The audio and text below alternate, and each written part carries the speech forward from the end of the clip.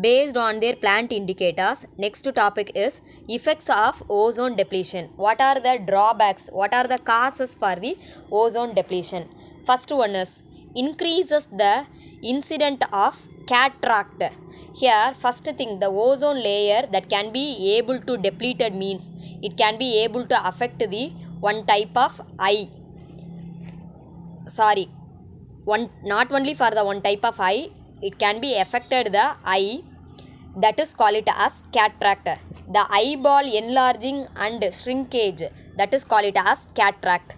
Then the ozone depletion that can be able to cause the throat and lungs irritation. Yes, in our throat system as well as lung system that can be able to irritating. How it can be throat and lungs can be irritating means the ozone layer that can be able to depleted means the carbon dioxide that can be able to move inside our respiratory system, but in our blood they can have the capacity to accept the oxygen allowed, not only for the carbon dioxide. So that can have the capacity to cause the some other problem in our respiratory tract, that is call it as throat and lung irritation. Next one is aggregative of asthma. Yes, the ozone layer that can be able to depletion means the normal respiratory problem that can be able to stimulate the some of the respiratory diseases like asthma or emphysema. These are also one of the disease. Then the ozone layer that can be able to depleted means that UV ray that can have the capacity to affect our skin, that can have the capacity to cause the some of the skin disorders like skin cancer and diminishing the function of immune system in human being. Yes, of course, the ozone layer that can be able to depleted, the UV ray that can have the capacity to affect our immune system in human being also. Then next problem is juvenile mortality of animals. Juvenile means young, mortality means death. Yes, a young animal or young organism that can have the capacity to attain a death due to the UV ray passage. Then increased incidence of mutation. Yes, of course, the UV ray that can have the capacity to cause the some of the sudden change that can be able to occur in a organism, that is call it as mutation. Mutation is nothing but sudden change, that sudden change that can have to occur in a organism that can have the capacity to affect the some of the normal functions. So it is also one of the drawback. Next, plant. In plants, photosynthesis, chemicals will be affected, chemical reactions will be affected, and therefore photosynthesis will be inhibited. Yes, photosynthesis is one of the biological process, that can be able to affected by the UV ray. Then only inside the plant system the biochemical reactions that can be able to collapsed. So the complete work of the photosynthesis that can be able to inhibited. Then next one is decreasing photosynthesis will result in increased atmospheric carbon dioxide, result in global warming. Yes, because in normal purposes in photosynthesis the decreasing the absorption of carbon dioxide and releasing of oxygen means the global warming will excess. So it is one of the drawback. And also shortage of food leading to food crisis. Not only the food shortage that can be able to occur in the plants, the food shortage that can be able to occur means then the entire system, because the human being, some of the animals and some other organisms also depend for the food, so it is also affected. Then next one is increase in temperature changes the climate and rainfall pattern, which may result in flood, drought, seawater rises, imbalance in ecosystem affecting flora and fauna. Yes, here increasing temperature. Yes, suddenly the temperature that can be able to increases means the temperature changes. Due to temperature changes, The climate also change. So rainfall pattern that can be able to changed. So it may cause the flood or drought. Then not only for that, sea water, the sea level water that can be able to increases. Imbalance in ecosystem affecting the formation of the flora and fauna. These are the some of the effects for the drawback for the ozone layer depletion. Next one is call it as forestry. Then based on their forestry, the next topic is call it as agroforestry.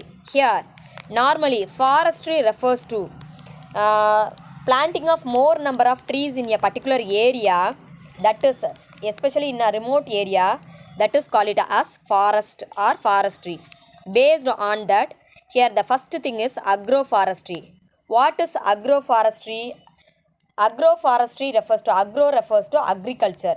Based on their agriculture, the forest level that can be able to improve or increases, that is called it as agroforestry. Here simply we say agroforestry is an integration of trees, crops and livestock on the same plot of land. Yes, a particular land that can have to cultivate the or planting the trees, crops and livestock on the same plot of land, that is call it as forestry, especially in a agroforestry.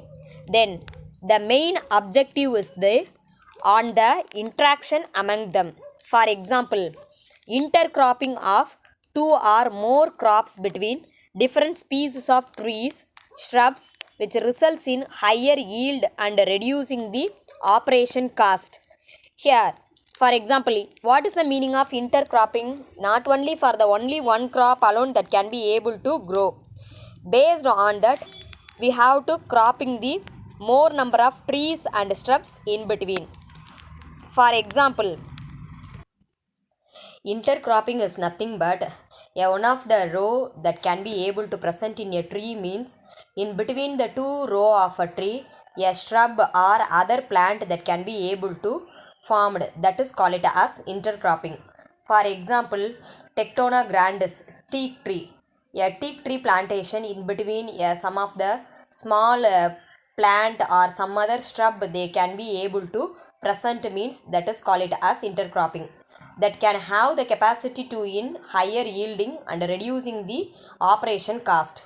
Then next thing is this intentional combination of agriculture and forestry has varied benefits, including increased biodiversity and reduced soil erosion. Yes, intercropping of trees as well as shrubs that can have the capacity to the yield is high. Then at the same time, the biodiversity also increased, as well as the same thing it can have the capacity to reduce the soil erosion.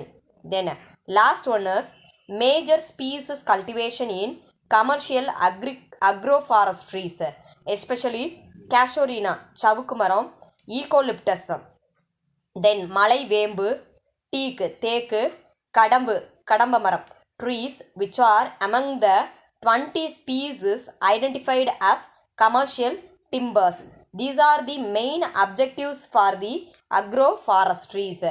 Then next one is call it as what are the benefits of agroforestry. First thing, it is an answer to the problem of soil and water conservation. Here the first one is call it as soil conservation and next one is call it as water conservation. How we can answer the problem of soil conservation and water conservation, and also to stabilize the soil. Yes, the salinity of the soil that can be able to maintained, and water table reduce the landslide and water runoff problem. It is the first benefit for the agroforestry. The next one is call it as nutrition cycling. The nutrition cycling between species improves and organic matter is maintained. Yes, the based on their water table and salinity and water runoff problem, the nutrient cycle between species improves and organic matter is maintained here. Then third one is call it as the tree provides microclimate for crops and maintain O2 and CO2 balanced atmospheric temperature and relative humidity. It can be explained